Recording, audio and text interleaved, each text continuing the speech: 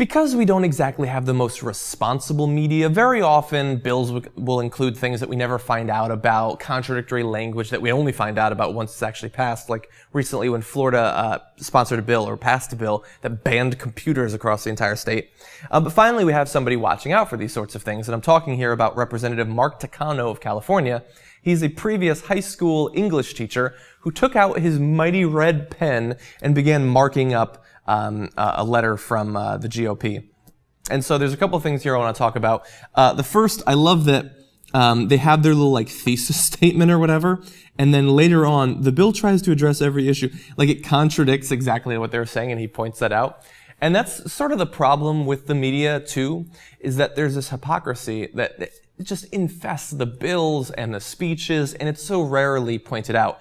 And that's why people are so in love with The Daily Show and with The Colbert Report, because they actually point out this hypocrisy just by rolling the tape or going from page 1 of a bill to page 20 of a bill or a letter or whatever. And so I'm glad that he's actually doing that. Second point, in the follow-up questions, the assignment was to address what should have been done about the 11 million people already here. Did you purposefully leave this out? I love the snarky nature of that. But also, yeah, I was kind of thinking the same thing while hearing about the entire progress of this immigration bill, that it turned out that basically all we're doing is funding more border agents and building a bigger fence along more of the border. That's not the problem with immigration right now. That's not the reason we need immigration reform. Now, yes, it's possible that if the House gets some sort of sense back to itself, that we might have a pathway to citizenship that will take fucking decades, if you even qualify for it.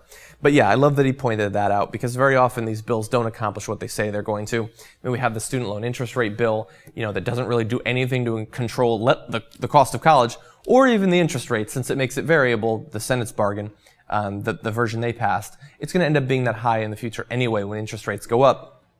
Also, you had in North Carolina this motorcycle safety legislation that ends up banning abortions and things like that. They purposefully put those things in these bills, but I like that somebody has the pen to point it out. And finally, he concludes with weak draft, redo, include evidence, remove tawdry allegations.